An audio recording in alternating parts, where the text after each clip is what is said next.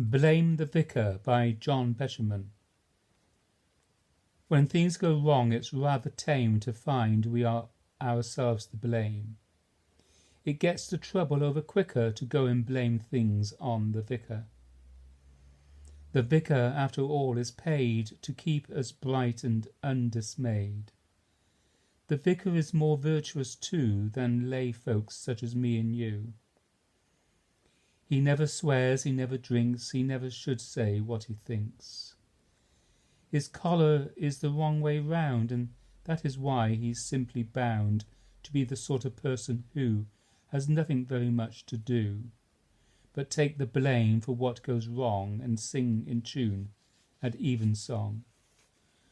For what's a vicar really for except to cheer us up? What's more, he shouldn't ever tell if there is such a place as hell. For if there is, it's certain he will go to it as well as we. The vicar should be all pretence and never give offence.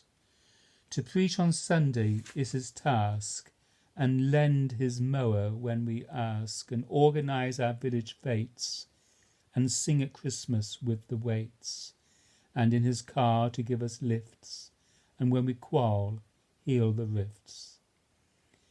To keep his family alive, he should industriously strive in that enormous house he gets, and he should always pay his debts, for he has quite £6 a week, and when we're rude, he should be meek, and always turn the other cheek.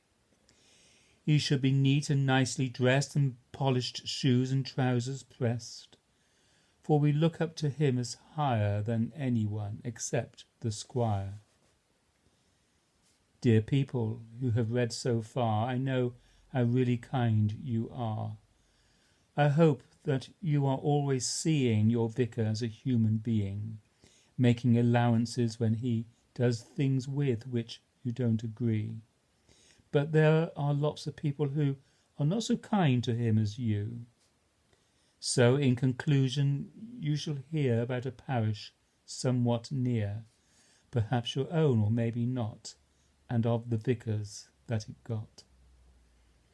One parson came and people said, "Alas, our former vicar's dead, and this new man is far more low than dear old Reverend so-and-so. And far too earnest in his preaching, we do not really like his teaching. He seems to think we're simply fools who've never been to Sunday schools." That vicar left, and by a new one came.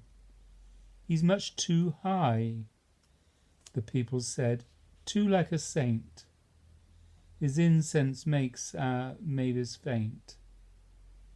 So now he's left, and they're alone, without a vicar of their own. The living's been amalgamated with one next door they've always hated.